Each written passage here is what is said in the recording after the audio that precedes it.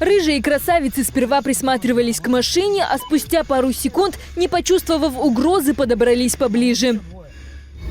Вон еще одна, четвертая. Вон она, видишь?